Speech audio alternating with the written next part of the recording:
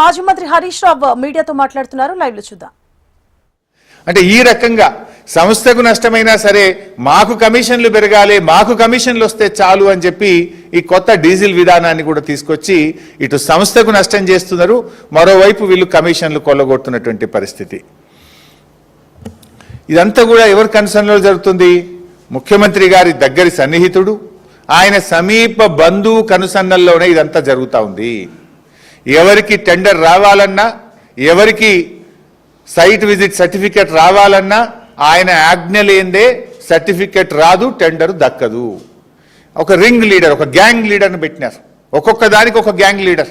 సింగరేణికి కూడా ఒక గ్యాంగ్ లీడర్ని పెట్టి ఇలా ఆయన కనుసన్నల్లో ఇక్కడ సైట్ విజిట్ సర్టిఫికెట్లు, టెండర్లు దక్కించుకునేటువంటి విధానాన్ని ఇలా ఈ ప్రభుత్వం, రేవంత్ రెడ్డి ప్రభుత్వం తీసుకొచ్చింది. ఇలా నేను ఒకటి అడుగుతా ఉన్నా, చీటికి మాటికి సిట్ అంటున్నావు కదా, చీటికి మాటికి ఎంక్వైరీలు అంటున్నావు కదా, నేను ఇంత ఓపెన్గా ఫ్యాక్ట్స్ బయట పెడుతున్నా. నీకు నిజాయితీ ఉంటే, దమ్ము ఉంటే దీన్ని సిబిఐ విచారణకు ఆదేశించు. అన్ని సాక్ష్యాలతో సహా నేను సిబిఐకి అందించడానికి సిద్ధంగా ఉన్నా. ఇప్పుడు కిషన్ రెడ్డి గారు కోల్ ఇండియా మినిస్టర్. ఇలా కేంద్ర ప్రభుత్వంకు సింగరేణిలో 49% వాటా ఉంది. కిషన్ రెడ్డి గారు ఇవాళ రేవంత్ రెడ్డితో బీజేపీకి అక్రమ సంబంధం లేకపోతే, రేవంత్ రెడ్డి బీజేపీల మధ్య చీకటి ఒప్పందం లేకపోతే వెంటనే దీని మీద సిబిఐ విచారణకు ఆదేశించాలని నేను బీజేపీ పార్టీని, కిషన్ రెడ్డి గారిని నేను డిమాండ్ చేస్తా ఉన్నా. మీరు కుమ్మక్కు కాకపోతే ఆదేశించండి, మీరు సిబిఐ విచారణకు ఆదేశించండి. నా దగ్గర ఉన్న అన్ని ఆధారాలు తెచ్చి నేను సిబిఐకి ఇవ్వడానికి సిద్ధంగా ఉన్నా. నేను చెప్పిన ప్రతి విషయం మీద కూడా నా దగ్గర ఆధారం ఉంది. అందుకే ఇవాళ మీరు ఇంకోటి గమనిస్తే 2 సంవత్సరాల నుంచి సింగరేణికి ఒక పర్మనెంట్ సిఎండి లేడు. వీళ్ళ అడుగులకు మడుగులొత్తే విధంగా, వీళ్ళ అరాచకాలను చేసుకునే విధంగా ఇన్ఛార్జ్ ఎండీలను పెట్టి అడ్డగోలు వ్యవహారాలు ఇవాళ సింగరేణిలో నడిపిస్తూ ఉన్నారు. జనరల్గా సింగరేణికి ఒక సీనియర్ మోస్ట్ ఐఏఎస్ అధికారిని, ఒక స్పెషల్ చీఫ్ సెక్రటరీ ర్యాంక్, ఒక ప్రిన్సిపల్ సెక్రటరీ ర్యాంక్లో ఉండే సీనియర్ అధికారులను సింగరేణి సీఎండీగా పెడుతూ ఉంటారు. కానీ ఈ ప్రభుత్వం వచ్చిన 2 ఏళ్ల నుంచి సింగరేణికి రెగ్యులర్ సీఎండీఏ లేడు, ఒక రెగ్యులర్ జేఎండీ లేడు, రెగ్యులర్ డైరెక్టర్లు లేరు. ఇన్ఛార్జీలను పెట్టి ఈ అడ్డగోలు వ్యవహారాలకు తెరలేపినారు. తమ యొక్క అడ్డగోలు వ్యవహారాలు, తమ పర్సంటేజీలు, తమ చీకటి ఒప్పందాలు, కాంట్రాక్టర్లు దక్కించుకోవడానికి వీళ్ళు ఇన్ఛార్జీల పాలన కొనసాగిస్తూ ఉన్నా. నేను భట్టి గారిని అడుగుతా ఉన్నా, భట్టి గారు ఈ సైట్ విజిట్ సర్టిఫికేట్ మీరు లేదని చెప్పి 9E బ్లాక్ను రద్దు చేసినారు కదా, మరి సైట్ విజిట్ సర్టిఫికేట్ పేరు మీద జరిగిన అన్ని టెండర్లు రద్దు చేయాలని చెప్పి నేను డిమాండ్ చేస్తా ఉన్నా. దీని మీద వెంటనే సిబిఐ విచారణ ఆదేశించాలని నేను డిమాండ్ చేస్తా ఉన్నా. ఈ సైట్ విజిట్ సర్టిఫికేట్ విధానాన్ని సింగరేణిలో శాశ్వతంగా రద్దు చేయాలని చెప్పి నేను డిమాండ్ చేస్తా ఉన్నా. ఈ డీజిల్ విధానం తెచ్చి కమిషన్లు కొల్లగొట్టే ఈ కొత్త విధానాన్ని రద్దు చేయాలని మేము డిమాండ్ చేస్తా ఉన్నాం.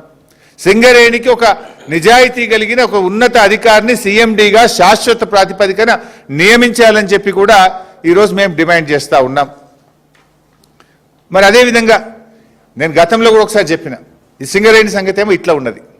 గతంలో ఈ క్యాబినెట్ ఒక దండుపాలెం మూట అని చెప్పి నేను ఆరోపిస్తే నా మీద ఈ మంత్రులంతా కూడా విరుచుకపడ్డారు నా మీద. ఇప్పుడు నేను అడుగుతున్నా, మీ దండుపాలెం మూట కాకపోతే ఏంది? మీరే బయటపడుతున్నారు కదా, తన్నుక సస్తున్నారు కదా. ఇప్పుడు ఈ 9E బ్లాక్ టెండర్లలో ముఖ్యమంత్రి వర్సెస్ భట్టి గారు వర్సెస్ కోమటిరెడ్డి కదా, ముగ్గురు దన్నుకుంటేనే కదా ఇదంతా విషయం బయటకు వచ్చింది. ఇలా బొగ్గు టెండర్లలో, సింగరేణి టెండర్లలో రేవంత్ రెడ్డి గారు వర్సెస్ భట్టి గారు వర్సెస్ కోమటిరెడ్డి గారు. నాకు దక్కాలంటే నాకు దక్కాలి, నా మనుషులకు దక్కాలంటే నా మనుషులకు దక్కాలని ముగ్గురు మధ్య వాటాల పంచాయతీ కాకపోతే ఏంది ఇది? పాపం మధ్యలో ఐఏఎస్ అధికారులు, జర్నలిస్టులు బలిపశువులు అయిపోయినారు. మీ వాటాల పంచాయతీకి, మీ టెండర్ల పంచాయతీకి, మీ కాంట్రాక్టర్ల పంచాయతీకి ఐఏఎస్ అధికారులను ఎందుకు బలి చేస్తున్నారు? జర్నలిస్టులు ఎందుకు బలి చేస్తున్నారు? మీరు తన్నుక సచ్చింది నిజం, వాటాల కోసం కొట్టుకున్నది నిజం, నాకంటే నాకు టెండర్ అని చెప్పి తన్నుకున్నది నిజం. దీంట్లో జర్నలిస్టులు ఏం పాపం చేసిండ్రు? ఇది ముగ్గురు అనుకున్నారు.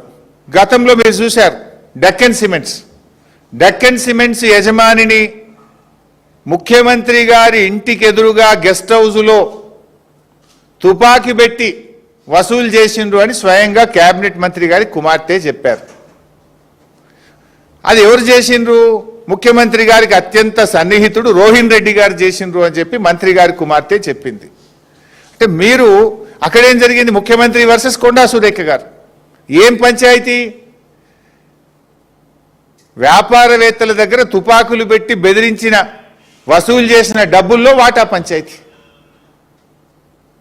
అక్కడేమో డక్కన్ సిమెంట్స్ యాజమాని ఇచ్చిన డబ్బుల్లో వాటాల పంచాయతీతోని ముఖ్యమంత్రికి దేవాదాయ శాఖ అటవీ శాఖ మంత్రి మధ్యలో పంచాయతీ చూశాం.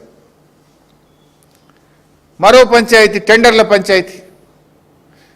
సమ్మక్క సారక్క మేడారం టెండర్లలో దేవాదాయ శాఖ టెండర్లు పిలిచి టెండర్లు ఫైనల్ చేస్తే